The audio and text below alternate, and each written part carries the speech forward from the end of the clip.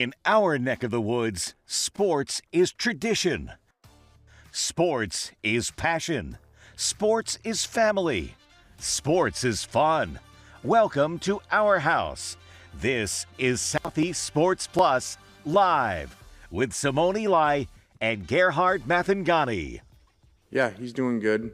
I would anticipate Austin being fine to play and being our starting quarterback. Oh, how times have changed. Welcome to Southeast Sports Plus. Happy Friday, y'all. We get ready for another big week in college football, and especially around the SEC.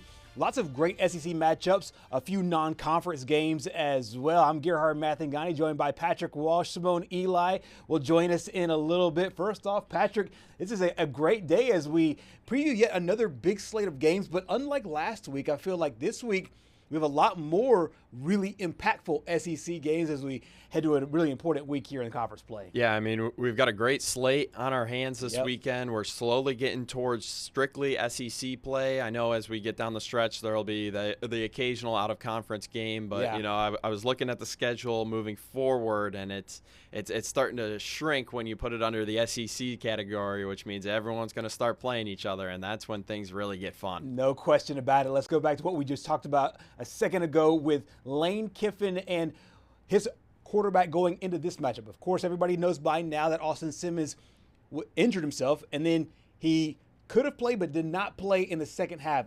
We heard earlier this week from Lane Kiffin that he thinks that he'll be able to start. However, things have changed here, Patrick. Yeah, and I mean, I don't know if this is more precautionary. I did read that he aggravated that ankle injury in Week 3 in that Week 3 game, but Trinidad Chambliss came off the bench, and I think shocked everybody. He had the best game out of either of the two so far this year against an SEC opponent in Arkansas. So, I mean, could we see a changing of the guard here if Chambliss plays well again?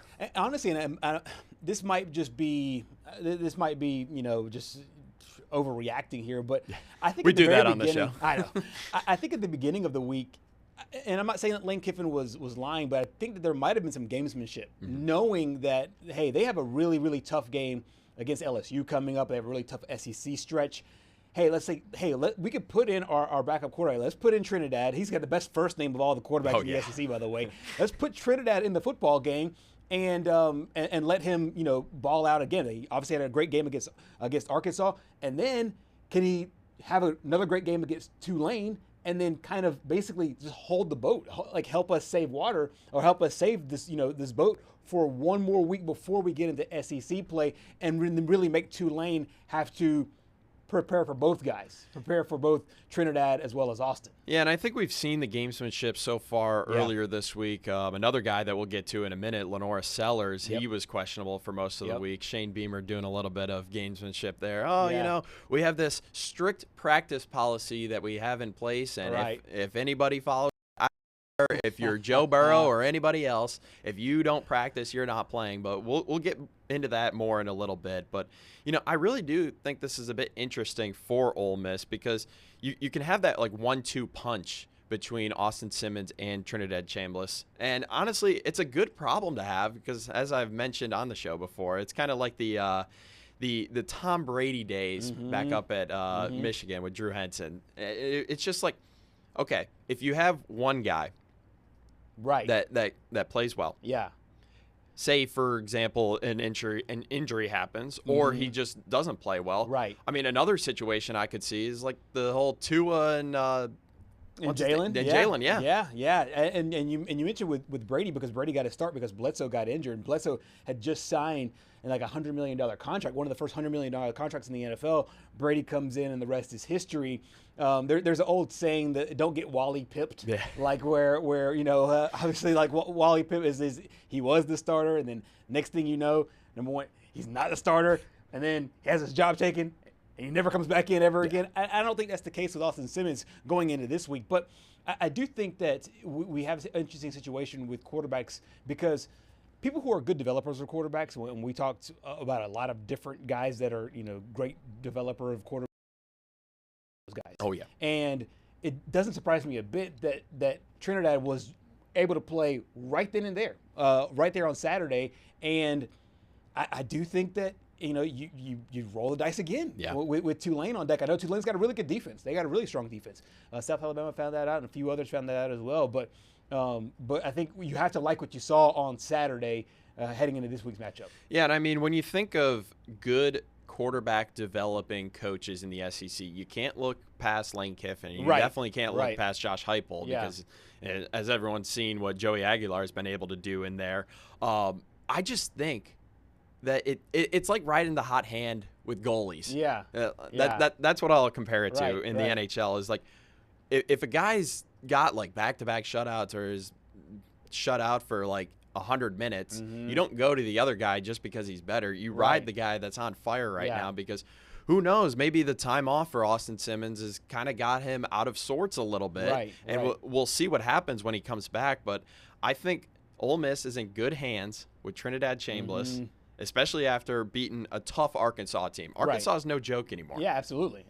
They're not. And Trinidad really showed his stuff last week. We'll see if Chambliss gets to start once again this week. So really interesting gamesmanship and or what's going on there in Ole Miss. And I think that if worse comes to worse, if and nothing else, is just more time to heal up that ankle for Austin Simmons, even if Chambliss doesn't have the exact same kind of start that he had beforehand. And taking a look there at Tulane, a really tough team coming out of the American. And I think this is a really interesting matchup here, Patrick, between these two teams. And this is one of kind of two marquee matchups that feature an American conference squad against the SEC. And I'm really interested in both those matchups, both the Arkansas matchup against Memphis as well as the Tulane matchup. Do you give any of those Group of 5 teams a chance to pull off an upset? It's tough because the Group of 5 has gotten really good. Yeah. And especially with the new NIL portal and everything like that. It's slowly trending towards a bit of a fair fight. Absolutely.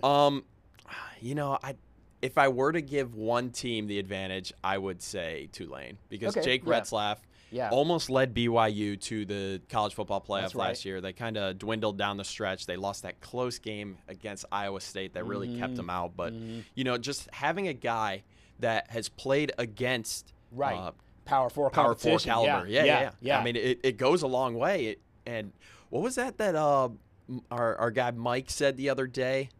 The fact that just the quarterback experience. The quarterback experience. Yeah, it's a really interesting matchup there because Taylor Green's actually played more games in Memphis. Yes, than Memphis quarterback. That's another game that is like, dude, you don't know what's going to happen. Absolutely. What we do know is going to happen on this show. Let's pull up some of the things we'll be talking about over the course of the next couple of hours. We talked about Austin Simmons. We'll dive a little bit more into that as Ole Miss gets ready for Tulane. Also, Vandy looking for a little revenge. Got a big win last week over South Carolina. They'll look to carry it into this week. Speaking of revenge, Jackson Arnold has a chance to get some revenge against his old school as Arnold and the Auburn Tigers travel out to Norman to play the 11th-ranked Oklahoma Sooners. And Arch Manning looking for some momentum after getting some boo birds last week and not looking as good over the last couple of weeks. They play Sam Houston State this week before diving into SEC play. It's been a kind of a rough and tumble world there for the Heisman Trophy favorite entering into the season. It should be really interesting to see, what all happens with Arch Manning going into this week. I do think that these are just a part of growing pains. Yes. I think he will find his footing. Now, whether that is best player in America, I'm not sure yet. I'm not ready to say that.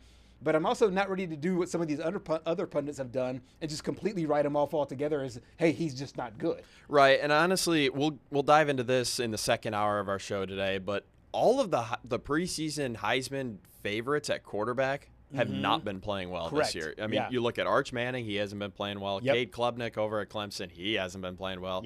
And then Garrett Nussmeier, we found out this week he's been dealing with a torso injury for all of the season so far. So, it's just it feels really weird because I didn't really feel like last year's quarterback draft class was that great.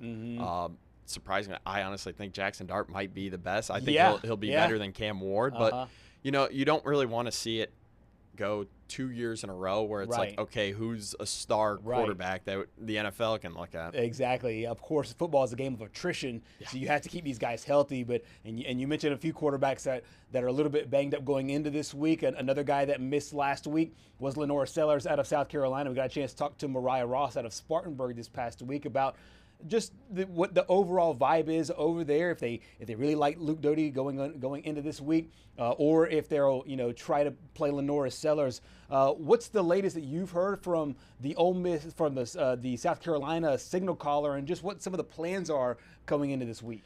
Yeah, so we talked about that gamesmanship at the top of the show, that Shane Beamer was playing with the media and with everyone. Yeah.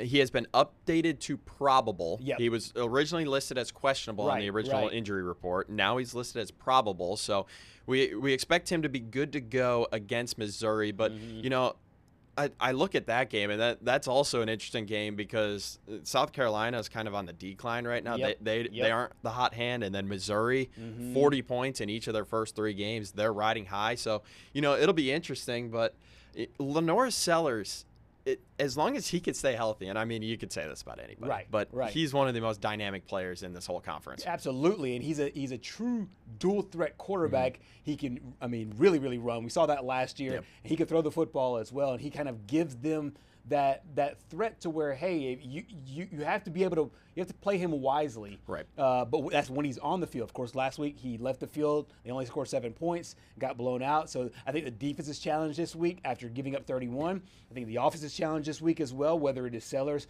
or it's Dottie going into this week's matchup. I think it's really interesting though. But Shane Beamer had something that you pulled out that was really interesting. I always find that coaches that get specific questions, get a little perturbed. Yeah, perturbed. Over the line of questioning. Of course, reporters are just doing their jobs there. But what do you have from the old head coach there from South Carolina? Yeah, so he was asked about, or there's been these rumors around the program that they want Lenoris to run less. And, I'll just let him speak for himself. Take a listen. I don't know what conspiracy theories are out there, but I've never said, and no one in this building has ever said, we need to run the quarterback less. Like, I hear all this crap about they're not running the quarterback enough. We're calling the same goddamn plays we called last year, guys, and we're not saying we need to run Lenoris less. I'm not getting on you, Jack. I know there's like this conspiracy theory going back to the bowl game that we see it don't run Lenoris as much. We're running Lenoris plenty, and some of those are reads where Lenoris can hand it or pull it and keep it. Some of those are RPOs where he can run it or throw it. And there's some of those are called design runs that he runs. And I would say every week we want to do what we need to do to win the football game. We ran him the other night. We ran him against Virginia Tech. We ran him against South Carolina and South Carolina State. And teams aren't dumb either. In our mind, last week, we wanted to get the ball out of the Vanderbilt quarterback's hands on some of those zone reads. And these teams we play, they have good coaches. And a lot of them are going to say, don't let 16 carry the ball, because we've seen what happens when he carries the ball too. So we're doing what we got to do to win football games each week. And if that means running Lenoris, then we're going to run Lenoris. Poor Jack out here just catching that heat for that question. But I do like when coaches refer to those reporters by name, understanding, hey, we know you have a job to do, although I am annoyed to have to answer this question. I appreciate the question. I appreciate the concern, but yeah. I'm going to put my foot down and say absolutely not. This is not what's going on. And it's not what's conducive to them winning. Right. Them winning is being able to play Lenora Sellers at his maximum. And at his maximum, he's running the football and he's throwing the football. We will see if he is back on the field this week as they have another huge game there at South Carolina. Coming up next here on Southeast Sports Plus, we catch up with our buddy in Nashville, Julian Minensone. We'll talk Vanderbilt Commodores coming after that big win against South Carolina. Now looking for another big win as they step out of conference play. We'll have that next.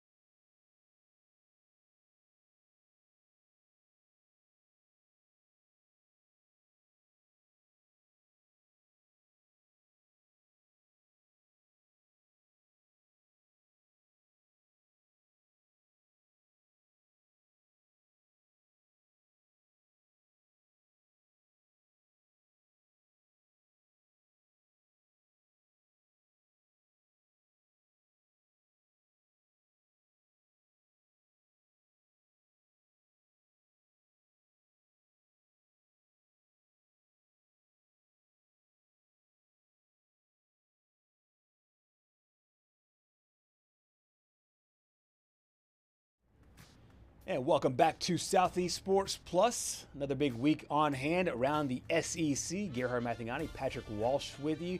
Expect to see Simone Eli here in maybe a little bit. We will talk a little bit more college football here. We'll do so with our good buddy out of Nashville, Julian Minenson. First of all, Julian, how have you been, man? I know it's really busy for you. I always feel for those that are like you, like in Nashville, where you have high school football, you have college football, you have the NFL.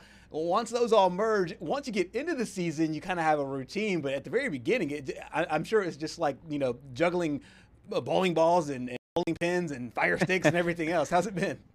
Well, if only there were a street with a bunch of bars on it to get away for a little bit in downtown Nashville. But yeah, you guys know the summertime gets slower for the sports sense of things. And so you go from that to all of a sudden you blink and the football season is here and you're at some practice, whether it be college or NFL every day. And then if not your Saturdays, it's particularly in Nashville, if not your Saturdays are filled up with college football, then you have your Sundays with the Titans. So yeah, it's been a marathon and a sprint all in one, but it's been a lot of fun. I can imagine. And there's lots of reason for excitement for both the Titans as well as Vanderbilt going into this year, with the Titans obviously have a rookie quarterback, see if he's the guy. And for the Titans, you have an experienced quarterback who's probably the same age as a lot of rookies in the NFL, and Diego Pavia, who led a ridiculously good, strong charge last week in a big win over South Carolina. What do you make of this 4-0 start by Pavia, Coach Lee, and the Commodores? Oh, man. Well, I think they've looked a lot better than maybe I anticipated, especially maybe a lot of the media who cover Vanderbilt anticipated. It's been an impressive start. And the biggest thing with this team that I think has been the most impressive is how the pieces have really, really come together. You think of, for example, the offensive line, which was the biggest question, or one of the biggest questions coming into this season, was you built it through the transfer portal, and you don't really know how that's going to go chemistry-wise and how they're going to fit, not just amongst each other, but with quarterback Diego Pavia, who wants to win right away. And it seems like that's been kind of ground zero for their success. I mean, they're running the ball exceptionally well. They had almost 150 yards rushing against South Carolina, which has a stout defensive front, and they had over 200 the previous week. And then that opens so much for Diego Pavia and the receivers, and they're getting a lot more explosive plays, which was one of the concerns from last year going into this year. Can they generate more explosive plays? And the number one thing also is to keep Diego Pavia healthy, and so far he hasn't needed to play like a superhero like he did multiple times last year. Just for them to be competitive in games, that's going to save him for the end of the year. When you look at Vanderbilt's schedule, they have the second toughest schedule in the country, according to ESPN Analytics. You need him healthy for October, November, December, when they're maybe making a playoff run by the way they look right now. So it's been all clicking on all cylinders, and they've played really 3 complete performances, which has been really nice to see. Julian, I want to look at this game here heading into this week. It was a tough one for Vanderbilt fans to swallow last year, the loss to Georgia State, which, I mean, in hindsight, if you look at it Vanderbilt could have done some more damage had they not lost this game. They were down late in the fourth quarter by 12, as you could see there, and then they scored a couple touchdowns before the 25-yard touchdown by Georgia State to end the game. What is the vibe around the program right now heading into this week, trying to get some vengeance? Yeah, right. So you think a lot of these ranked teams, and they go against kind of those winnable games, maybe the cupcake kind of non-conference opponents before they get into the bulk of their conference play.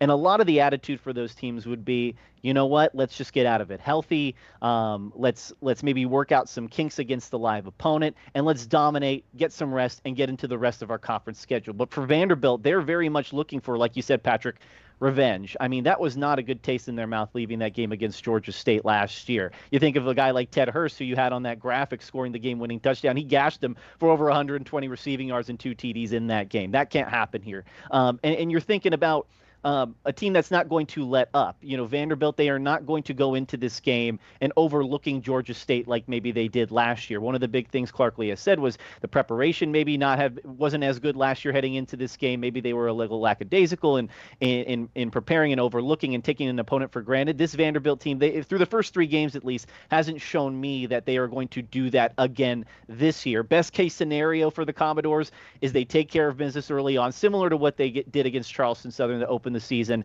and then let the second, third string guys get some action, let Pavia and the rest of the guys rest before you get into the bulk of SEC play. Yeah, I said 4-0 at the beginning of this conversation. I think I was already giving them that win because they're a 28-point favorite, but you illustrated it perfectly that they will not be taking this team lightly despite being a heavy favorite in this one. I want to talk about Pavia's his past targets. We knew going into the season that Eli Stowers was going to be one of the best, if not the best tight end, in my opinion, the best tight end in the entire country. What do you make of his growth so far, his development so far this season? I know there were some injury concerns at the beginning of the year, but where does he stand? And then that receiver room and the tight end room and all the pass catchers that are making plays downfield? Yeah, the big thing with Stowers is, like you mentioned, he was dealing with an undisclosed injury. It might have been some soft tissue stuff throughout the training camp. And then, so these early games, you just want him to get enough burn, stay healthy, because you're going to need him. Because when you have an Eli Stowers and you're going against the rest of the SEC teams, that's maybe one advantage that you have talent-wise that Vanderbilt maybe doesn't have in other areas. And so you need him healthy. He's been solid. The biggest thing with Eli Stowers, though, when he's on a scouting report for another team, let's say when they play LSU or Alabama later down the line, is not necessarily him putting up numbers, but him being out there is enough of an advantage for Vanderbilt, because you have to have defensive eyes on that guy, which opens things up for guys like Martel Hyde or Cedric Alexander or Trey Richardson, who we've seen all make explosive plays here in the early season going for the Commodores. So if it's not Eli Stowers making plays, it's him just being out there as somebody that you have to kind of key on defensively to maybe you're not looking somewhere else. So that's been good. The explosive plays have been like the biggest thing, I think, to me, because you score faster if you're Vanderbilt. That means you're getting off the field quicker, and that means you're not putting Diego Pavia in harm's way, because without him, this team, the castle crumbles essentially. So keeping Pavia healthy is number one, but then, having those pass catchers do what they need to do at certain times, that's number two. I think one of the biggest things about Vanderbilt is going into this season, you mentioned the tough schedule, but a lot of it's really backloaded. The fact that they've got off to such a strong start, how much confidence does that give them as they do head into, after this game and after Utah State, the bulk of the SEC schedule that does feature powerhouse programs like Alabama and Texas and a few others? Well, we talked about it on this show, guys. Like, is there a path for Vanderbilt to get a postseason opportunity again this year? And I think there is. And I think we all agreed when we talked about it was, hey, you need to do most of your work out of conference, because the more work you do out of conference in the SEC, the less work you have to do in conference if trying to get to a bowl game is at least the minimum standard, which for Vanderbilt it is. Now, I will say they've looked a lot better than anticipated. Virginia Tech didn't look as good as maybe a lot of us had maybe thought, an 0-3 start and firing their head coach. And so that is something that I think Vanderbilt needs to do and take care of business in these next two games, because then if you take care of business here, you're one win away from a bowl game.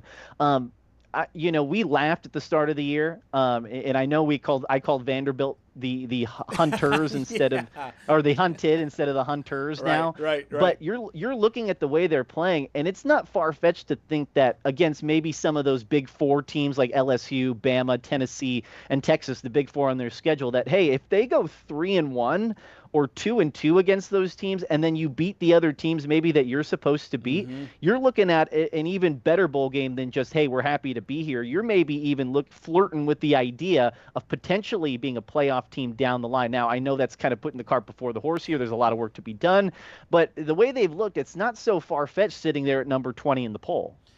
With Clark Lee in the way that he views his football team, and then maybe even to the fan base when you extend it a little further, it feels like, well, if you're just a casual football fan, it'll be, yes, Vandy's 3-0, but they play Charleston Southern, but they played a Virginia Tech team, like you mentioned, that fired their coach, but they played South Carolina and beat them, but they lost their starting quarterback. What do you make of the way that they view these three wins? Because in my opinion, what the good teams do is the good teams, they take care of business when the opportunity presents itself. You can only play the schedule. You can only play the team that's in front of you.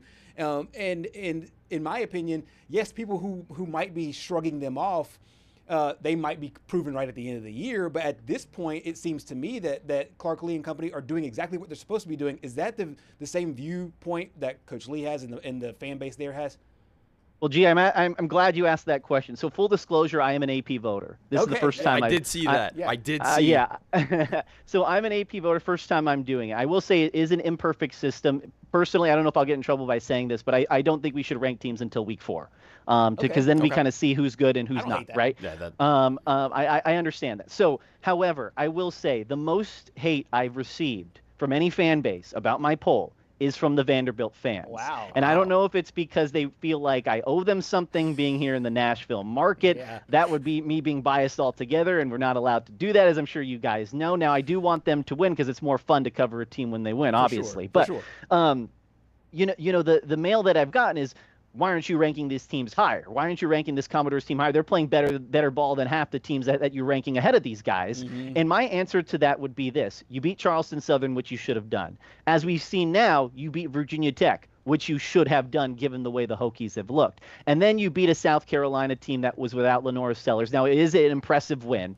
Right. It was an impressive win on the road. You dominated, and maybe you still win that game with him in there because he doesn't play defense. Right. But you dominated that game, and that gets you in the top 25. Right. You do not get a gold star for doing what you're supposed to do. Yeah. And right now, I think, given the circumstances and the games that they played on the schedule, like you mentioned, they have done what they are supposed to do. Mm-hmm. Now, you've got to take care of business here these next 2 weeks. And then if you beat LSU, you go to Bama, you beat them, or you play them tough.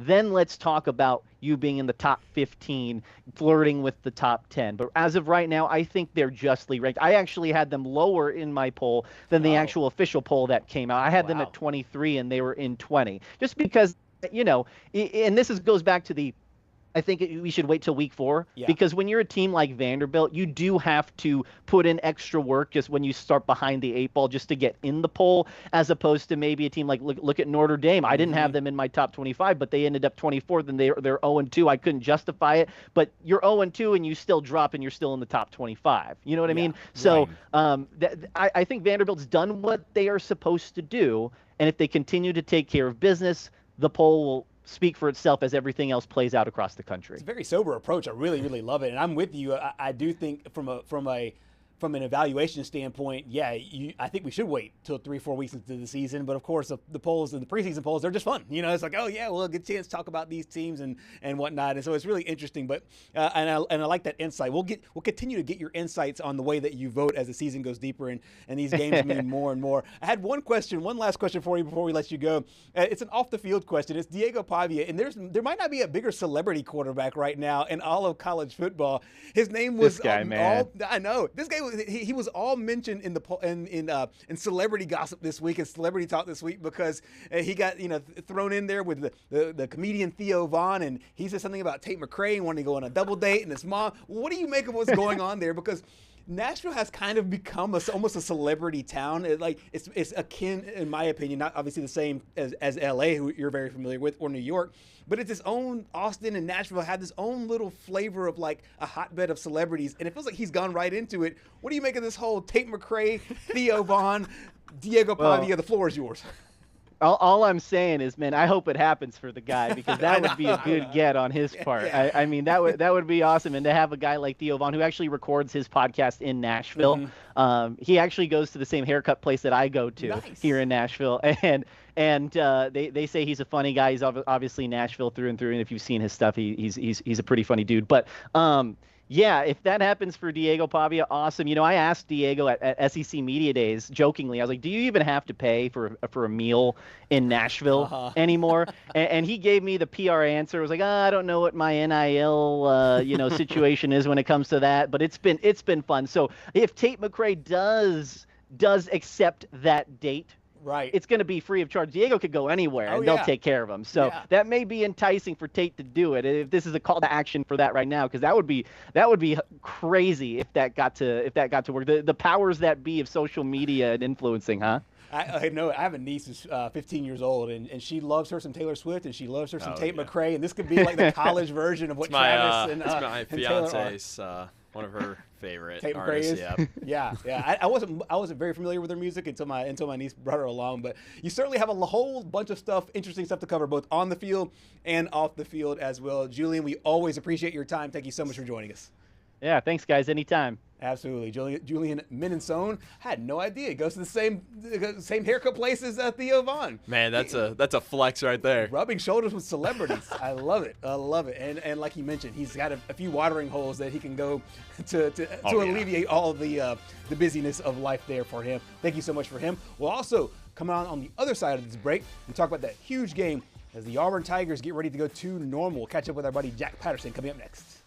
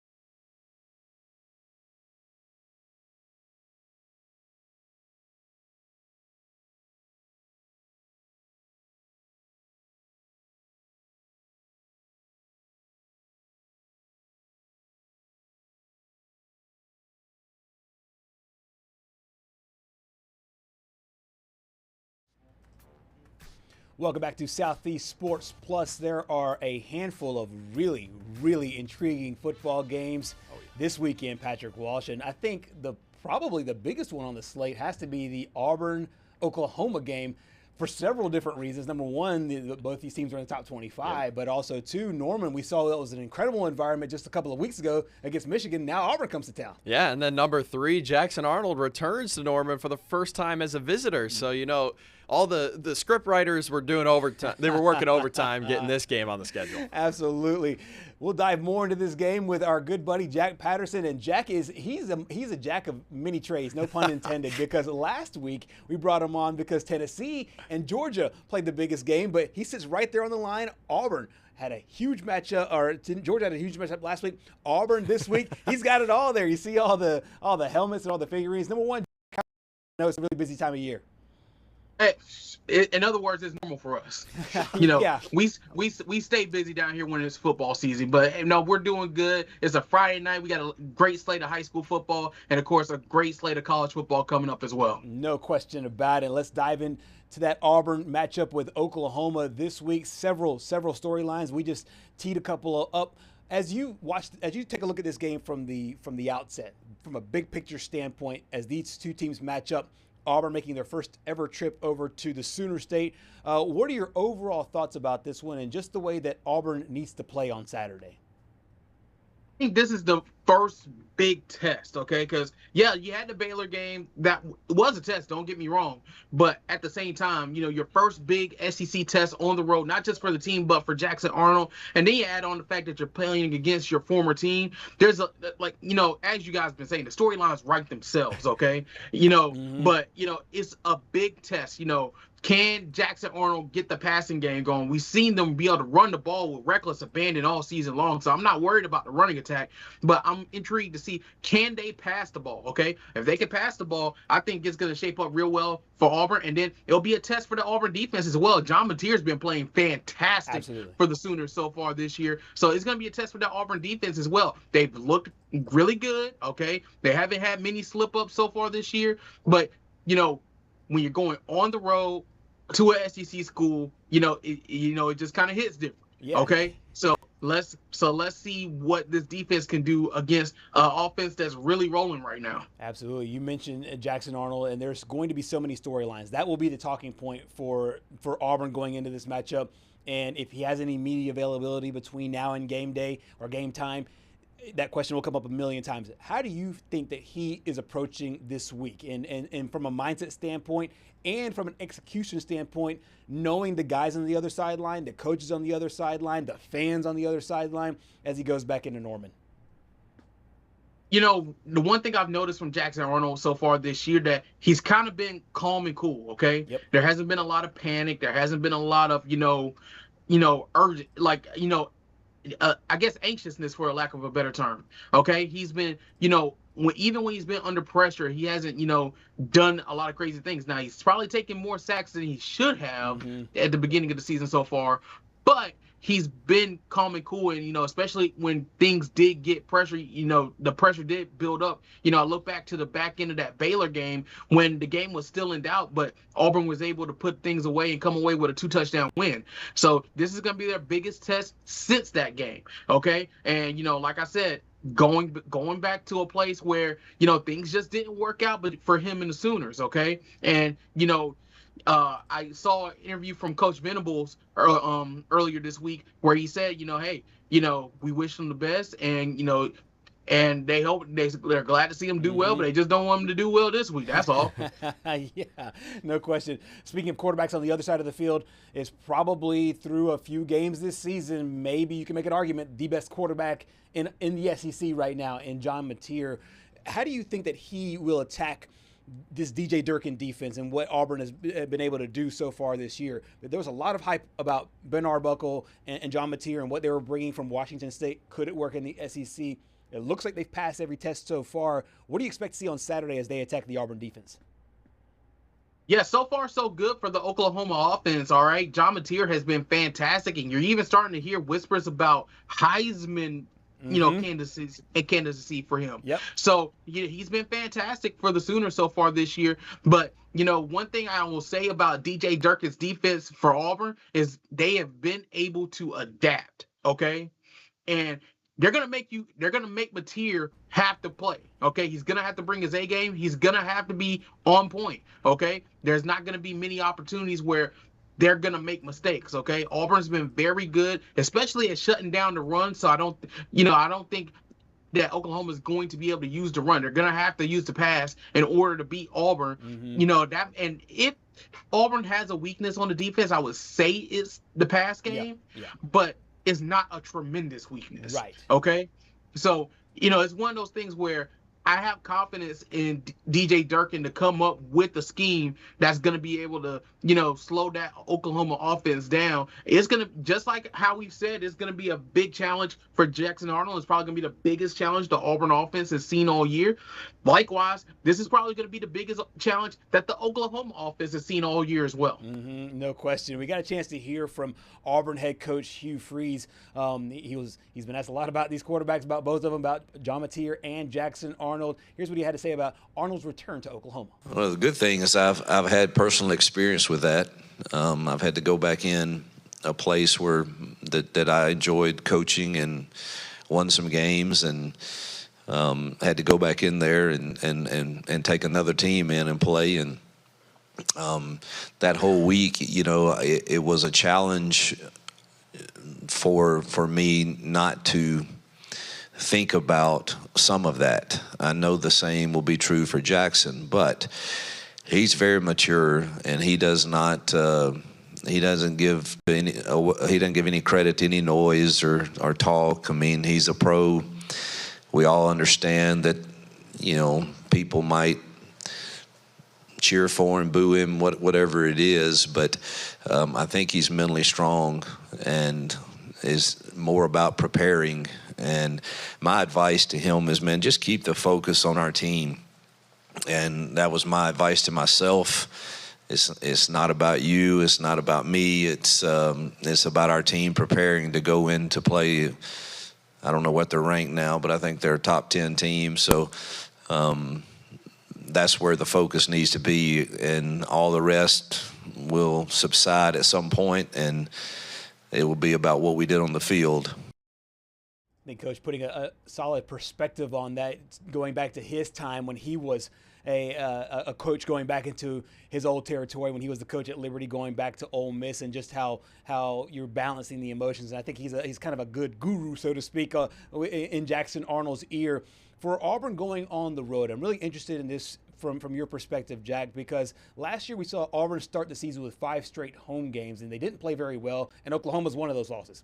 This year, they start with 2 big road games, Baylor being one of them, this one being the next one. How do you think that they'll handle Norman and going on the road at night, knowing we just saw them in prime time a couple of weeks ago against Michigan? The way I see it is last year and this year are kind of 2 different teams, okay? This year's squad, you got a lot of new pieces. Obviously, the most obvious one is Jackson Arnold at quarterback, but you also got new guys starting as well. You got Damari Alston and Jeremiah Cobb in the backfield. You got, you got Cam Coleman still there and for the wide receiver room, but you also got Eric Singleton and Horatio Fields right there with them as well. And, like I said, there's a lot of talent on this squad, and it's a different squad. You can say the same thing on the defense as well. You have different guys right there as well, and I think just the confidence is different. You can see the confidence. Okay, they've been able to handle their business, and now it's definitely a business trip going to Norman, trying to get this win for the Tigers. And the way I look at it is, if they can get this win, it is a springboard for what they can do the rest of the season. 100%. I agree with you fully. The point spread right now, Auburn is a small underdog in this one. So giving some love to Auburn, and I think that the odds makers are basically saying that on a neutral site field, these are basically 2 even teams. So we'll see what happens on Saturday there in Norman. But before we let you go, you got to talk about those Georgia Bulldogs as well. A big one last week against Tennessee, an off week this week, just like Alabama, just ahead of that matchup between those 2 squads. What did you make of last week's win over Tennessee and Kirby Smart's message here in the bye week? Talking about confidence, I mean, that is a major shot in the arm for a very young Georgia Bulldogs team, okay? That's Gunnar Stockton's biggest win to date, okay? And he played every bit of it, okay? All those touchdown passes. I think, he had 304 yards passing, 3 total touchdowns in that game, and, leading the team back, being down so many times at various points in that game. But like I said, for a team that's so young, I mean, yeah, you got some vets on that team, but for a team that's so young to be able to go to Rocky Top, a notoriously tough place to play, okay, to be able to go there and come back, okay, and get the win, that is a major feather in the cap. And I think it's probably the best thing that they have a bye week right now, because, it could be real easy to come off this bye week. I mean, coming off of that game and go into a game like the game they're getting ready to go into against Alabama and, come out flat. Okay. Absolutely. I think, it's a good thing for Georgia to be able to cut, get out of it, you celebrate those games, but you also got to put it in the past. You got another major showdown coming up against Alabama, and Alabama, we covered them too. And, Kalen DeBoer's bunch are looking for a major win. They need one as well, especially after that loss to Florida State. They don't have as much room for error that Georgia does. So it's going to be a massive, massive game next Saturday between the hedges. And, this is going to be one that's going to honestly shape up how the SEC is won. Absolutely. Excellent breakdown of both the Auburn-Oklahoma game and what's in store for Georgia and Alabama next week. Jack, we thank you so much. We'll let you get to high school football and enjoy the weekend. Appreciate it, fellas. Absolutely. Jack Patterson out of Columbus, and he wears many hats. He wears high school football, college football, covering Georgia, Auburn, Alabama. This is it's a busy time, but it's a really fun time of year for those that have to cover multiple teams all at the same time. Yeah, it's nice now that we're out of the dog days of summer where I love baseball to death, but it gets tiring when it's just baseball on. Right. Now we're starting to get the NFL's back, hockey's coming back next month. I mean, it's starting to get to a really fun time. No question about it. Coming up a little bit later on our show and next, we'll talk a little LSU from a different perspective. We're also talking Texas, as Arch Manning and company look to get, I say, back on track, not from a win-loss standpoint, but definitely from an execution standpoint. We'll have that and so much more next on Southeast Sports Plus.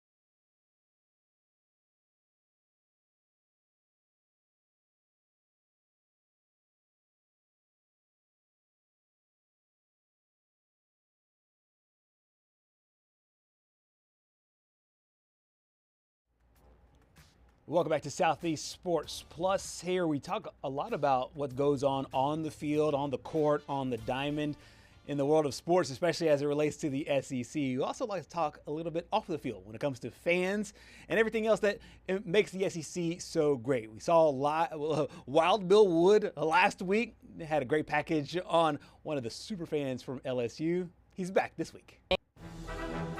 Here, kitty, kitty, kitty, kitty. Is he a picky eater like most cats? He actually is. So he likes what he likes and he doesn't like what he doesn't like, and he will let you know about it. Mike the Tiger will let you know he's the big cat on campus. Right next door to Tiger Stadium in his 1,500 square foot LSU home with 2 swimming pools, a stream, and a comfort rock. So comfortable, it keeps him cool in the summer and warm in the winter. Is he a good kitty? Yes, so that's a chuff. That's a happy noise. He's greeting you. 400 pounds of friendliness, part Bengal, part Siberian. He gets his name from a one-time LSU trainer named Mike. Hey, sweetie. This tiger's got a team to take care of him. Hey, what's he do? including veterinary student Bailey Weems. It's just like the cats in your household. You know, when he wants to love you, he wants to love you, and whenever he's done, he's done. He goes on about his day. His day includes catnapping for fans who can't seem to get enough of the only real-life tiger mascot at any college in America, a tradition at LSU since 1936. Like a lot of kids on campus, Mike arrived from out of state, from a Florida sanctuary back in the summer of 2017. And in the school's feline family tree, he's a copycat. This Mike is number 7, but number 1 to Ginger Gutner. She is his official social media manager. Who's out there following Mike? It is an amazing array of people. It's a lot of LSU fans, as you can imagine, but we do get Alabama fans, Mississippi State fans, Ole Miss fans, other sort of SEC schools. They'll say, we don't like your football team, but they do like the mascot. What's on his breakfast buffet? So actually, he gets fed every evening. His favorite treats are frozen goat milk treats. And then every Sunday he gets an oxtail to help clean his teeth, and he loves those. On Thanksgiving, we actually give him a whole turkey, and he loves turkey. He loves turkey as much as Louisiana loves LSU, where it's Thanksgiving every day. You get to hold this tiger. Bill Wood, WGNO News. Wow. Bill Wood is an amazing storyteller, and that is an amazing animal.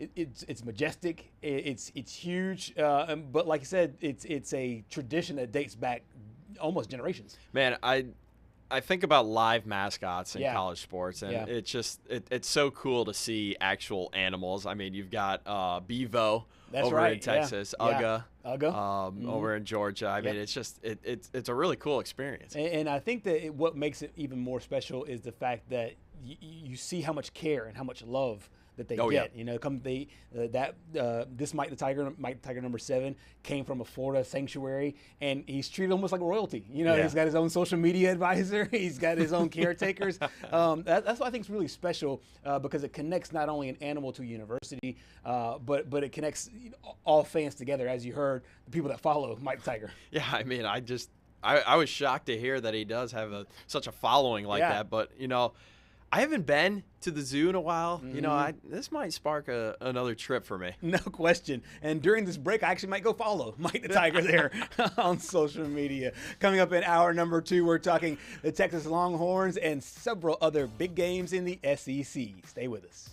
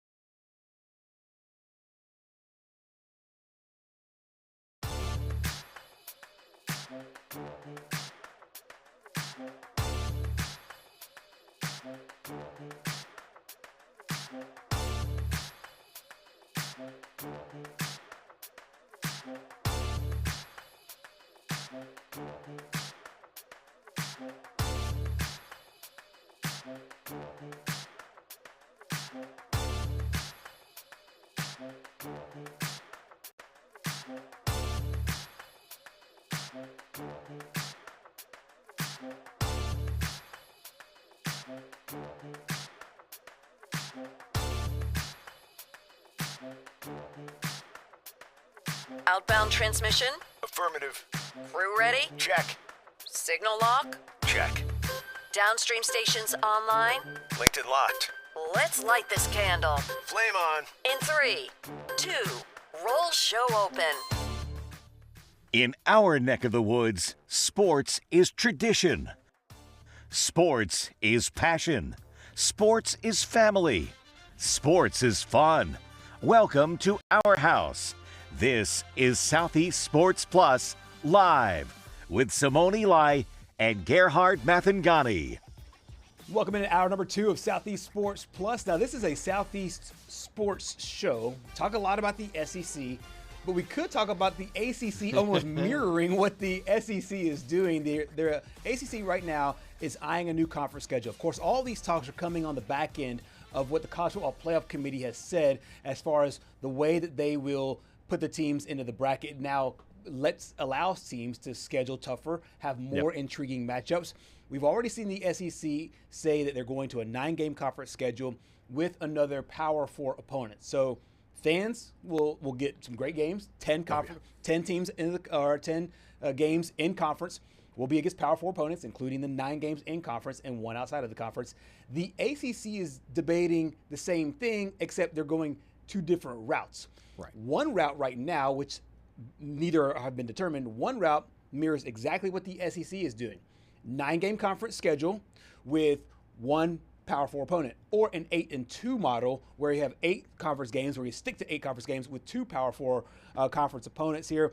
What do you make of what the ACC is doing? And basically, they're mimicking what the SEC is doing. You know, I feel like the ACC is trying to catch up with the SEC because it's been a while since Clemson won the Natty for them. There's one thing in particular about this that really sticks out to me, and it's you can have Notre Dame on your schedule and that be a conference opponent. That's what they're talking about. Here we are. For the longest time, everyone wants to make fun of Notre Dame for not joining a conference, and I mean, why would you join the conference when you have such a large media deal that they do? Could we finally see the end of that? Like, I don't know. There was just something about that. That was just weird. I think it's always interesting because the Notre Dame has had 1 foot in and 1 foot out of the ACC for a really long time, especially when it relates to basketball. Because I mean, they're ACC in everything except for football. Correct. So, and like you mentioned, they have such a big TV deal. They don't want to share that money, and they want to keep all of it, and they want to be able to have their independence. And so, if the ACC still allows their teams to play Notre Dame and consider it a conference game for them, now Notre Dame can come on the back end and say, and keep all their money, and then tell the committee, if it ever comes down to a point where, let's just say that they're on the outside looking in, hey, we won 8 conference games or 7 conference games, and claim the ACC. It's almost like you could just claim them whenever you want to, and not claim them when you don't want to. I just think it's a really interesting scheduling perspective, but in my opinion, I think they will end up going 9-1. I think so too. And mainly, and I think that's actually a good thing, because I think if you go 8-2, you'll be hard pressed to find, I think, in my opinion, that second non-conference matchup, especially with most other teams going with a 9-game conference schedule. Yeah, and I feel like relating back to Notre Dame here, because as we just mentioned, they aren't in the ACC for football, but I feel like this is almost a win for them as well, because not only do they gain from the SEC moving to needing to play a Power 4 opponent plus Notre Dame on the outside, and they have plenty of Notre Dame has plenty of SEC opponents lined up for the near future. Now you also add the ACC, and while it's not the Big Ten, you could still have some of these traditional rivalries. Yeah. And really what sparked this was Syracuse and Pittsburgh coming to the ACC. Right. And that kind of halted the 9-game schedule talk because it's like, okay, well, now we're in a weird area where I believe the ACC used to be coastal, and there was another division, but they were in divisions, so it was that you're playing cross each other. Cross divisional opponents, and what makes this really interesting, in my opinion, if they do go 9 games, because the commissioner Jim Phillips has talked about wanting to go 9 games. If you do, then Clemson's 9 games are already locked in, because their 10 Power 4 games are already locked in, because Clemson will not get rid of the South Carolina Clemson rivalry. So they're going to play 9 conference games and then South Carolina. Same thing with Florida State. I don't think they're going to get rid of the Florida matchup. No. So they'll play those 9 conference games and then they'll play Florida. So there's some that I'm sure they would want the flexibility of an 8-2. If Clemson and Clemson and Florida State came out and said we want to play 8-2, I would understand it, because they would want to keep the 8 conference games, keep their in-state rivalry with the team that's out of the SEC for both. Georgia Tech is the same way. Yeah, I was just about to say Georgia Tech too. Yeah, and be able to have flexibility for that other game to be a Notre Dame, like you mentioned, or whoever the case is, to still have an open wing there instead of your schedule being so locked in. Yeah, and this is all on the backs of the new college football playoff seeding and stuff like that, and who is a college football playoff team and who isn't. So I applaud the ACC for trying to go above and beyond here and be like, okay, this isn't working right now. You could make the argument that the ACC is the weakest of the Power 4 conferences in football, at least. It'll be interesting to see which one passes. Right. I honestly gotta say, I wouldn't be surprised if they just follow the SEC, do the 9. Go 9-1. Go 9-1, and I could see that. I could see it from the ACC, from the league office. I think they would want that. They would want those 9 conference games. But there are certain power players within the conference, like Clemson and Florida State, that have won national championships, and Miami's another one too, because I'm sure Miami would want to keep that matchup with Florida every year. So Florida and Florida State would still be able to have it, and so like you would have. It would just be an interesting matchup. It would be an interesting parallel there for the power players in the ACC if they say we want to go 8-2, and if there are enough loud enough voices for the 8-2 from your power players that overrides everybody else. But it'll be really interesting though, as ACC is looking to beef up their scheduling, just like the SEC has already done. Now it's time to figure out how they're going to do it. Speaking of beefing up, the LSU Tigers beefed up their schedule. They played Clemson to start the beginning of the season. Got a big win in the Death Valley there in Clemson. And they've been rolling ever since as far as the wins and losses go. We've talked to Chester Boucher a couple times. And, I mean, there's certain periods and points where you're a little concerned with the offense overall a couple weeks ago against La Tech. Now there's some injury concerns with their starting quarterback in Garrett Nussmeier. Yeah, Garrett Nussmeier, we found out earlier this week, he's been dealing with a torso injury all year. Brian Kelly came out and said he did specify this week that he will be good to go Saturday against Southeast Louisiana. So, you know, I feel like it's interesting because he also mentioned next week is their off week. So he doesn't really have the time to rest up until then. So he's going to have to fight his way through this game. But, you know, as we'll hear from Brian Kelly in a minute, he feels like he's pretty much back to 100% this week. Yeah, he certainly does. And I think that if you're a coach, you also have to present a strong, united front. We saw Lane Kiffin at the very top of the show do the exact same thing with Austin Simmons. Present a strong front. So we saw also with Steve Sarkisian, with Arch Manning, when people were questioning if he's hurt as well. Let's listen in to BK, head coach of the LSU Tigers, on his starting quarterback. Because he's feeling good. We had to limit a lot of things that we did the first 3-4 weeks, and he's finally coming to practice feeling good and getting into a good rhythm. This is his best week of practice, so we want him to go and play the game at a level where he's comfortable, and to hold him back really at this point would not be the right thing for him. So he's excited to play because he feels so much better. And I don't want to say, hey, he's back to the Garrett Nussmeier, but there were a lot of things that he couldn't do, that he had to kind of adjust to, and it's good that he's back, and doing the things and throwing the football the way he feels and comfortably. From a yards perspective, Garrett Nussmeier right now ranks 9th in the SEC in overall yards. Now, of course, you have to take the opponents into consideration, the fact that he hasn't played every snap of every game. 689 yards, a passer rating of just over 125.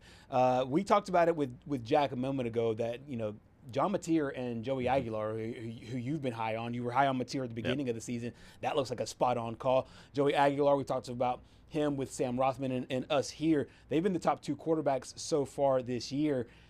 What do you make of the guys that came in with so much hype going into the season, taking a little bit of a dip through the first 3-4 games, and the guys that were kind of questioned at the beginning of the season now really answering those questions to start the year? I think going into this, I read something that these are the longest odds for the front runner for the Heisman this late into the season in like 25, 30 years. Wow. I'm pretty sure the Heisman favorite is John Mateer right now at 650. Yep. You can. That's the last I saw was Mateer was the. And it's just favorite. like, man, that's kind of interesting. Even I wonder what's going into that for them to still be like, okay, he's only at 650. I mean, I don't know if it's because they just played Temple last week or they played Michigan a couple weeks ago, but I think we might get our answer this weekend. I know we talked a little bit about that, but it's interesting. Arch Manning, Cade Klubnik, Garrett Nussmeier, all the 3 front runners at the quarterback position for the Heisman this year,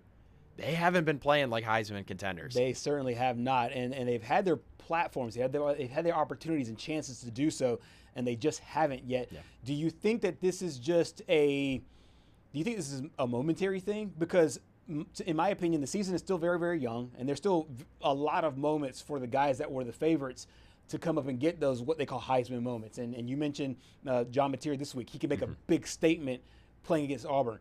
There's still a lot of season left for Arch Manning.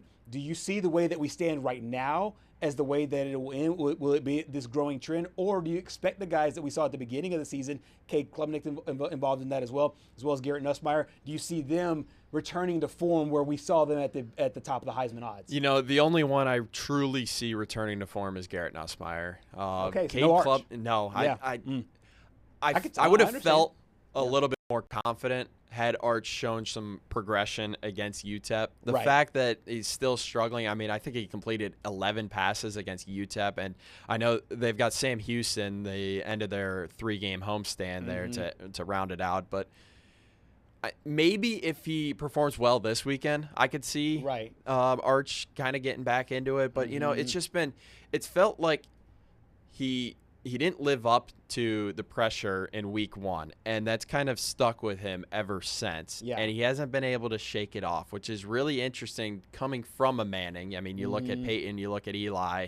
Those are guys that can definitely get it done. Eli for sure, especially against Tom Brady. Yeah. I know you don't like to hear that, but no, but it's true. It's true. His 2 uncles have really, performed very well, and I wonder how much of that is leading into the struggles that we've seen on the field. We will talk with Levon Whitaker about that coming out of Austin, Texas. Still so much to get to here on Southeast Sports Plus. We will dive into what is going on with Texas right now and a bunch of other SEC matchups coming up next here on Southeast Sports Plus. Stay with us.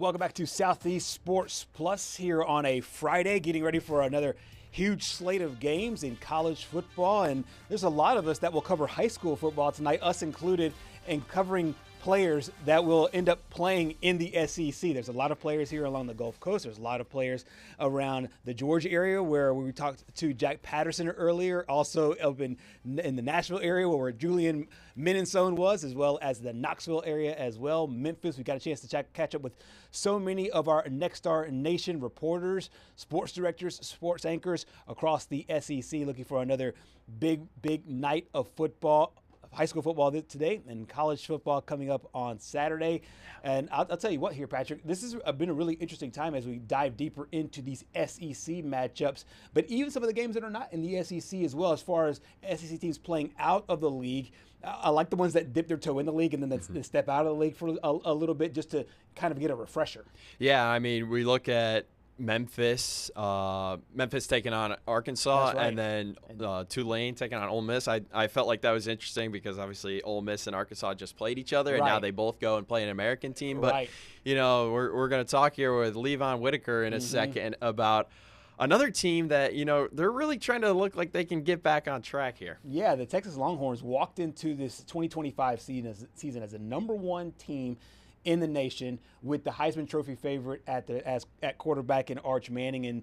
And since then, things have been a little rocky. We've spoken here a few times with Roger Wallace about all the preseason hype, what has happened so far through the first few games, and the hype, and what we've talked about with Steve Sarkisian, him, you know, getting a little testy at times, and also, you know, staying the course at times as well. I think it's a really interesting dynamic what's going on with Texas, because I think as soon as they get into SEC play, we'll know a lot more, you know, about this football team, more than we will know, you know, with the 3 opponents that they've had, this being the third one before they go into SEC play. Yeah, and I mean, we'll go ahead and bring him in here. Hey, Levon, how we doing? What's going on, fellas? How y'all doing, man? I'm doing great. Doing really, really well, man. Doing really, really well. First off, Levon, let's talk big picture. With our first time having you here on our program, we've had Noah and Roger. First of all, how long have you been in Austin? And tell us things that you love about covering football in Texas. Oh man, so I moved here in February. I came from Indiana where I was covering Notre Dame for the last 3 years. So man, 7 months in, it's hot. Yeah. Austin is great, man. Texas is great, and ironically enough, you know, I landed this opportunity. Grew up a Longhorns fan, so it's pretty a lot of gratitude to be here now covering this team, and we already they're already showing me that, you know, there's a lot to look forward to, but it's gonna take some time. Obviously, we gotta let this play out. I'm sure we're gonna get to that though. So I want to ruin you know, exactly what we're going to talk about here when it comes to UT, but it's been great so far. Okay, before we dive into the actual football, I want to ask you one thing. How do you come from Indiana, and how do you grow up a UT fan? Like, what drew you to Texas? Was it family? What were some of the things that made you root for the Longhorns? You know, my friends give me a lot of pushback about it because I have no roots in Texas whatsoever. The Lone Austins are just latched on to guys like Vince Young back in the day, and to stay that way. My teams professionally are all over the place too. No Midwest teams in my favorites, so I'm just rolling with the trend. Levon, my teams are all over the place as well, so we can definitely bond on that. I'm a Mets fan, I'm a Cowboys fan, I'm a Lightning fan, and I'm a Pacers fan. So, you know, I'm hitting like the whole rectangle there. We need more people like us. Yes. I'm a Yankee, Miami Heat, and a Chargers fan. So Yankees, Heat, Chargers. So Chargers, they were in both San Diego, now in LA. Yeah. Golly. Okay. So honestly, we're all kindred spirits here, because I mean, I grew up in Alabama. There's no pro sports teams here, but our high school was the Patriots. So I grew up a Patriots fan, and then I was a King Griffey Jr. fan. So I liked Griffey more than I liked the team in baseball. So I just followed him around. So he was in Seattle, and then Cincinnati and Chicago, and then when he left, I was like, I need a team. And so I picked the Chicago Cubs. So I got the Cubs. Then I got the Seattle Kraken out there out west. So I'm all over the place too. So I love the fact you know, we all got made fun of for our sports fanhood, but I love the fact that we're all in the same boat. Let's break down these Texas Longhorns as they go into yet another game. All this talk, Levon, has been about Arch and about the struggles. And even last week, you heard that the Boo Birds came out from the Longhorn fans. What do you make of these first 3 games and where Texas is right now before they jump into SEC play? Well, I go back to SEC media days in Atlanta where Arch Manning told us that he has not done anything. He has not proven anything. Yeah, he played in 2 games last year, but he told us with his own mouth that I haven't done anything. So I think now we're just in a state of actually believing him. And that all this hype around Arch Manning was a lot mainly based on his last name. And yeah, he's a great quarterback, but we're not going to see the fruits of the labor probably for quite some time, and he has to get his reps in and stepping in, and I'm sure you guys talk about this with your buddies when you're talking about fantasy football. I said after the game against UTEP, but you know, Zach Charbonnet, the backup for Kenneth Walker for the Seattle Seahawks. But those are back. It's really easy as a backup to come in there and just boom and go. Even if you're starting for a game or 2, or Jake Browning where you're starting for the next 2-3 months, it's easy to come. You don't have all that pressure, but now you had an entire offseason to be the guy, and Arch has made it very understanding to us that he does not enjoy talking to the media. So when you have all into you being a number 1 quarterback, nerves get to you. He's still human at the end of the day. He is not Eli. He is not Peyton. So I think right now we're just witnessing that we're going to have some delayed gratification when it comes to Arch Manning and what he's able to do out on the field. Absolutely. I'm going to ask you kind of it might be a hard question to answer, but I'll put it in a way maybe that you can break it down for us. If you were to pie chart where his struggles are, how much of it is it mental and the pressure and everything else, and how much of it is it technical and mechanical and things that he could fix? Is it like 60-40? Is it like 70-30 mental? How do you gauge where his struggles are, and then even past the struggles, because I think the struggles have been talked about a lot, but the way that he maneuvers through it over these next 8-9 weeks? I would have to say it's about around a 70-30, 75-25, because what Arch tends to do, we can talk about mechanics all day. The guy has athletic ability, and at some point that's got to show, right? It has shown. He has over, he has over 100 rushing yards, three rushing touchdowns, and only been sacked twice. So obviously he has this capability. But I think it's so mental, because when he makes a bad mistake, when he makes a mistake in general, he tends to kind of follow in that trend of making more mistakes. And that is all to do with a very young quarterback or a young player in general that hasn't seen the field as much and doesn't have the reps to be like, I haven't taken 200 snaps to be like, okay, now I know how to get out of my own head and get out of this little funk that I'm in and continue to next play. You saw the first pass against Ohio State, so if they go 5 yards in front of his feet, Arch comes back the very next play and makes another mistake. So he has to have a really short-term memory, which is hard to do when you have a ton of expectations. You are a Manning. You talk to your grandfather every single day, and we're all waiting to hear more from him.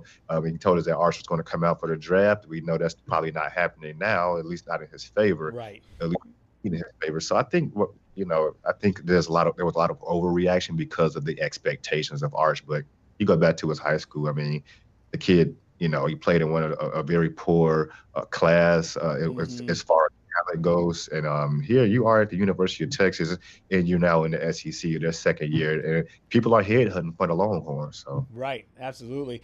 This week they play Sam Houston. It's another in-state matchup. What will you need to see, not only from Arch, but from the offense overall, to be able to make you feel like this team is ready to play lights-out football and to play the way that they're capable of playing in the SEC?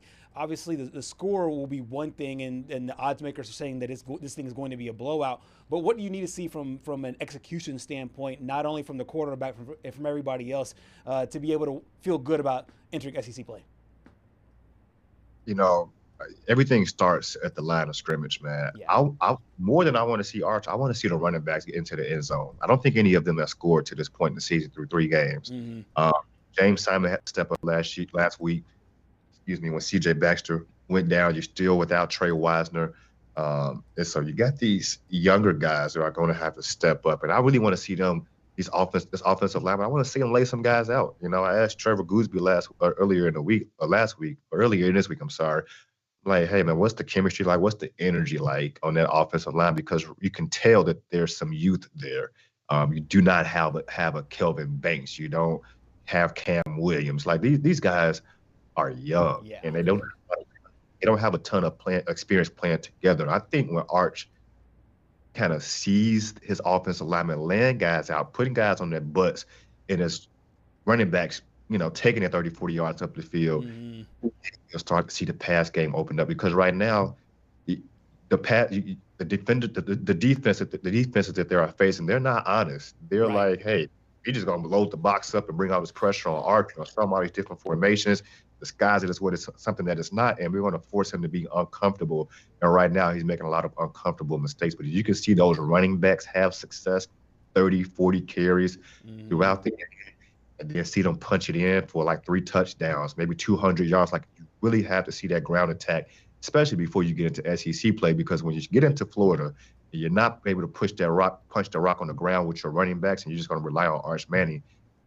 Ooh, man, it's going to be a long season for you, and the wear and tear is real. Absolutely. Despite all the struggles on offense, the defense has been playing lights out. They've given up 3 touchdowns all season long, and that's to the likes of Ohio State, UTEP, and San Jose State. Head coach Steve Sarkisian talked a little bit about the defense and what is leading to all the success early on. I likened it to kind of our defense right now. I would say our defense is having a little more fun than our offense right now. They're playing with a little more energy. They're playing a little more excitement. They're playing with more confidence. Well, all that stems from playing well. You know, they're getting the benefit of playing well. They're building their confidence. They're having more fun. But as you're having fun playing, you play a little bit more loose. You play a little bit more free. You play with a little bit more confidence. And so if we can get our offensive players starting to feel and play more like that, I think we'll see more playmaking from those guys when the ball's in the air. But we've got to build that confidence through execution, and that's the whole idea of taking practice to the game. So the defense right now, he laid it out there. They're just playing more fun right now. What do you make of all the playmakers on that side of the ball? We know going in that this is going to be a very talented group, but they're also executing it to form.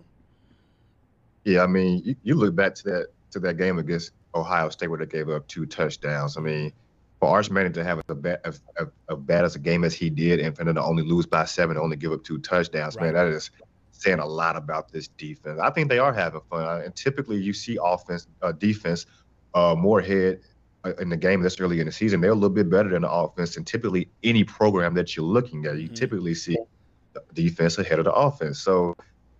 Listen, these guys out there, they're experienced, right? You have a guy like Michael Tapp. You have someone in every single level of that defense that can really gather the troops, and you don't have that on the offense. So when you have Michael Tapp in the backfield, in the safety position, that makes it easier because they're the quarterbacks of the defense. When you have Anthony Hill, then you add Trey Moore to that linebacker core, and Leonga Lafau. Like, that's experience that you can't really put a price tag on. And then you go to the defensive line, you have guys like Ethan Burke and Colin Simmons, young guys, but dogs. A lot of playing time last year, especially for Colin Simmons. 0 starts last season, led the team with 9 sacks. You know, and so right now it's off to a little bit of a rougher start, but I think this speaks to the experience that he had helping him along on the defensive side of the ball last season. So now he's got to kind of be that leader vocally and physically. And I mean, shoot, you see how disruptive they are. So it's to the type of defense and the standard that Texas has for their football team. Absolutely. Let's put a bow on Texas before we move on to another topic here.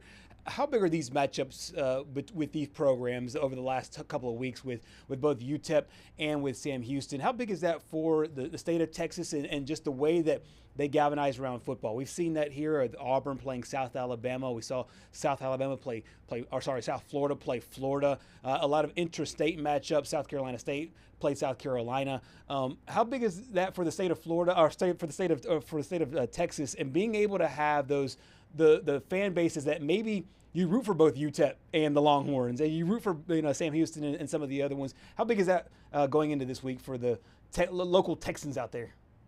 Well, I think it's saying a lot, especially for me coming from Indiana. Like, And here's the other part of it to get a little bit of the human aspect of it. Not everybody can afford to go to the University of Texas, right? Absolutely. I was one of those guys. It's like it's not happening, Yeah. right? So you go to the smaller schools, UTEP, maybe Sam Houston, these smaller Texas schools in the state of Texas, and then you grew up a Longhorns fan, right? So you get to come out here and kind of root for two teams. And if you were at the UTEP game, you kind of maybe thought you had a little light at the end of the tunnel with only 27-10 games. So, I think it's great for the state of Texas. I mean, you get to see all these guys come out there and perform. And right now, even you're not seeing blowouts particularly because with Texas, you're watching unfamiliar territory for these guys over the last 3 years where they're working through progress and not so much domination right now. Absolutely. Great stuff there on the Texas Longhorns. Before we let you go, Levon, we wanted to talk a little bit about a more big picture umbrella topic in college football. The NCAA this past week obviously passing the new single transfer portal window. What'd you make of not only the move to eliminate the spring window, but what it means for college football and for huge powerhouse programs like Texas? The transfer portal is going to be one of those things that continues to evolve. And nothing to me, like I don't really have a hard take on this. I think it'd be interesting to see how it works out for these for the programs, and it allows you to not be comfortable. I think as a program, you really have to be strategic and picking your players and just being real methodical about the recruiting aspect of things, which is a huge part of college football, as you mentioned. So I love to see it evolve and just see guys take advantage. Listen, there's always a winner and a loser. You're going to be good at it or you're going to be great at it. And so you're going to see which programs can kind of flip pages and say, hey, this works for us. We can still do what we have to do. We can still get the guys we want. And then you're going to see some programs that this is kind of, forcing them to stub their toe and we don't really know how to operate here. But I think that's where so many different personnel groups personnel staffing hires come into play when you have those analysts, when you have guys that can go out there and get you some major recruits when you don't need the spring window. So, hey, it's a game of chess, as I would say, for the NCAA transfer portal. Absolutely, and I'm really interested to find out how teams like Texas and these powerhouse programs really handle it as they move along. Obviously, the resources are there, the funding is there, the talent is there, and we'll see if they can put it all together for an SEC championship and a national championship. But first, Sam Houston State is on board there for the Longhorns. Levon, thank you so much for joining us. It's been great to catch up with you. You, Noah, Roger do an amazing job over there in Texas. Thank you so much for your time.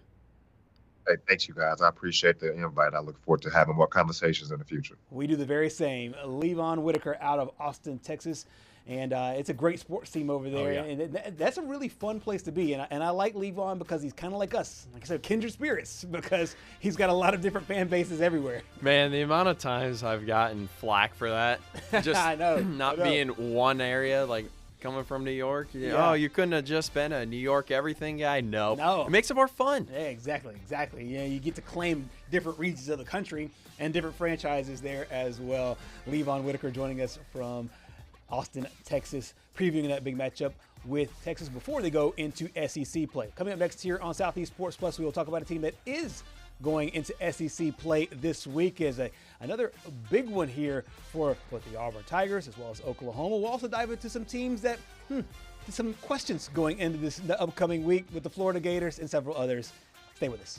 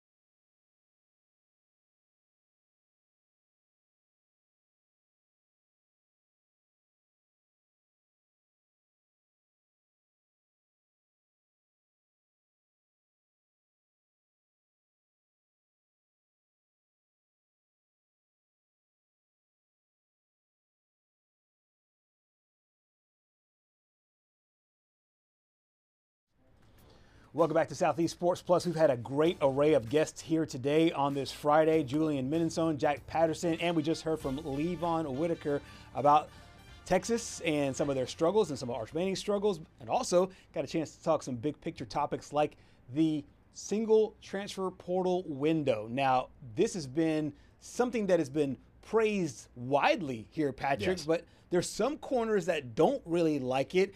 We heard from Ryan Day last week, and the coach over in Washington isn't a fan either. Yeah, I was disappointed in that.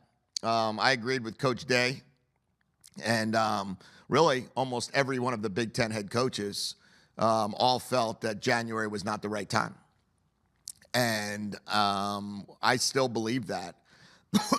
We'll do whatever we need to do.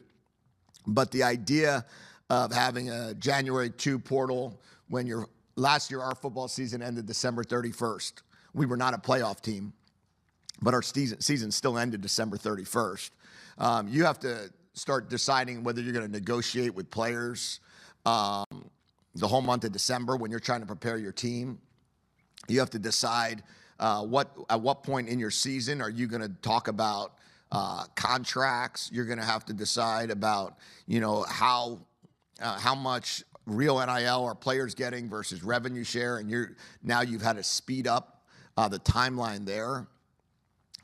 Coaches changes occur, not just head coaching changes, but assistant coach changes occur, and now you have to sit there and try to figure out, can you hire somebody before January 2nd so they can meet the new position coach? I'm sure there are some coaches or some guys that leave programs that then get to meet a new coach and wish they didn't leave the program. I think that as a school like us, who starts classes January 5th, I think it's a monster disadvantage. There's no thought process of quarter schools when that decision was made. To get guys into school is going to be extremely challenging. So we're going to have to figure out how that's going to work. Are guys going to just spend a few months here in Seattle without being in school? There's a lot of things that went into these decisions that, for me, I don't see it. I don't see the argument that you have to know who your team is on January 10th. Wow. Yeah. I mean, he dove into a lot of topics there, Patrick, that I think that not a lot of people put a lot of thought into.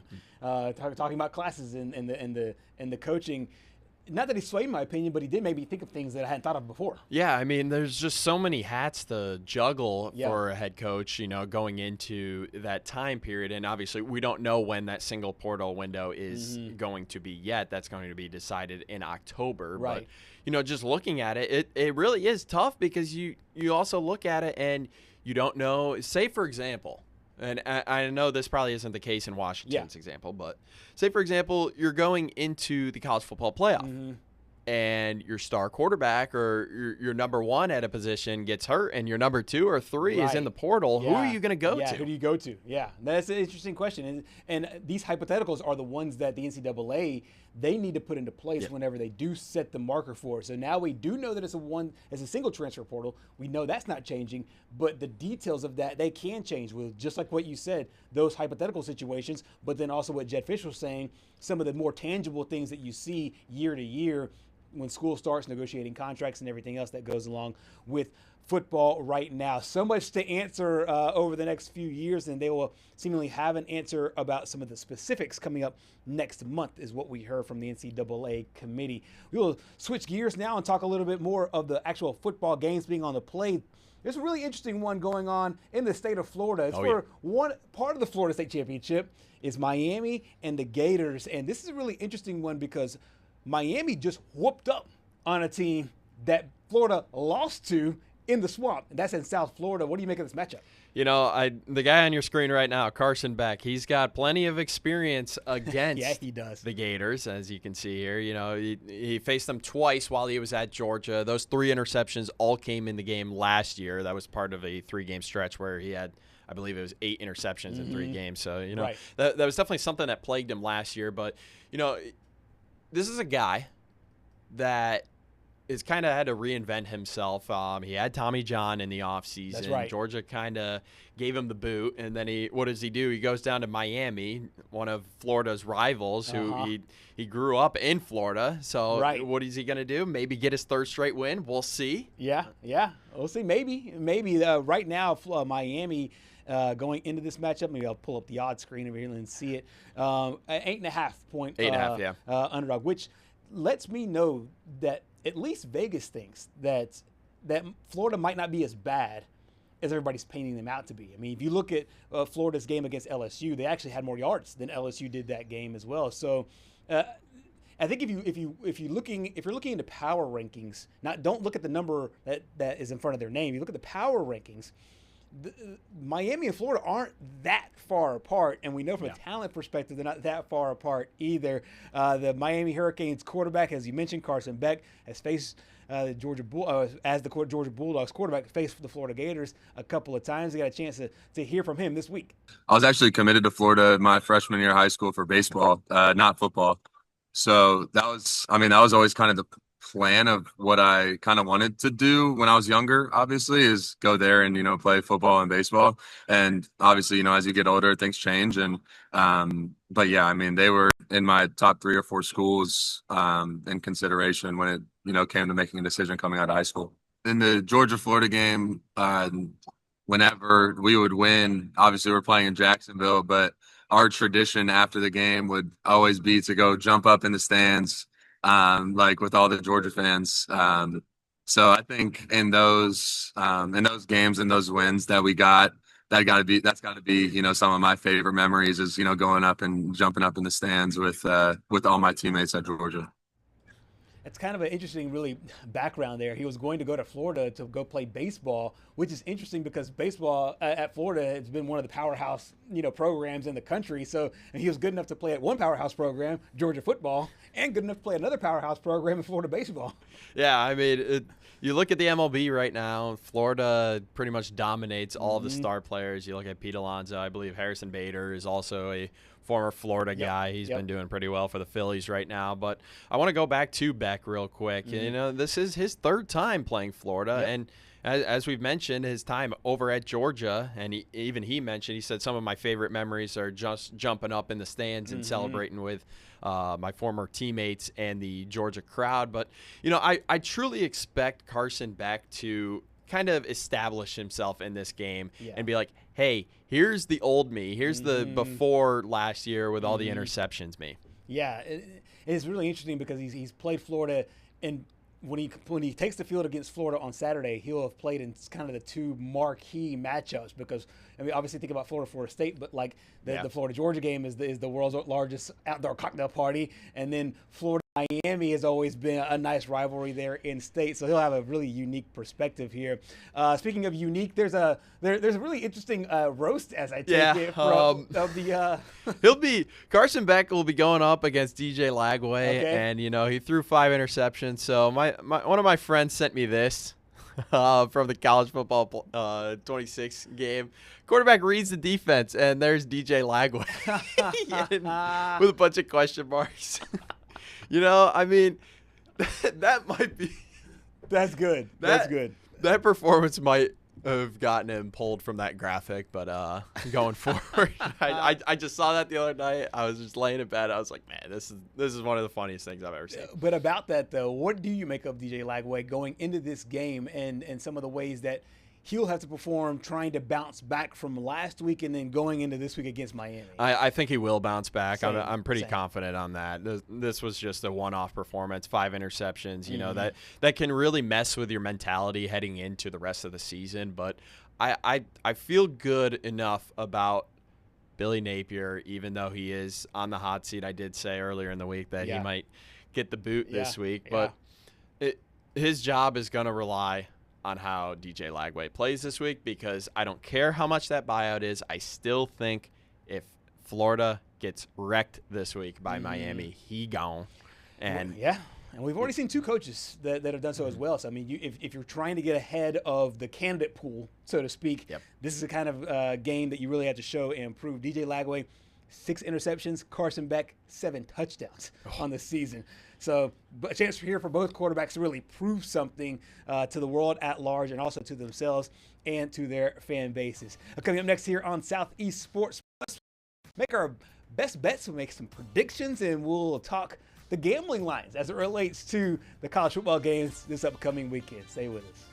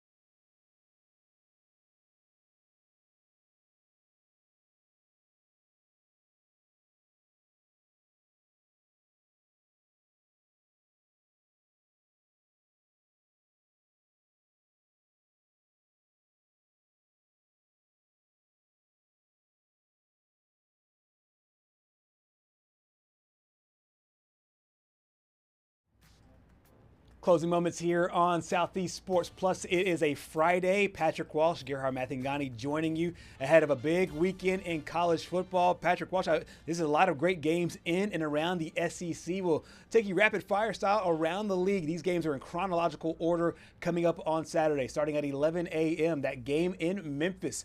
The Memphis Tigers hosting the Arkansas Razorbacks, and UAB going on the road. And if you're Scott Griffin told us that going to Knoxville to lose that game. Yeah.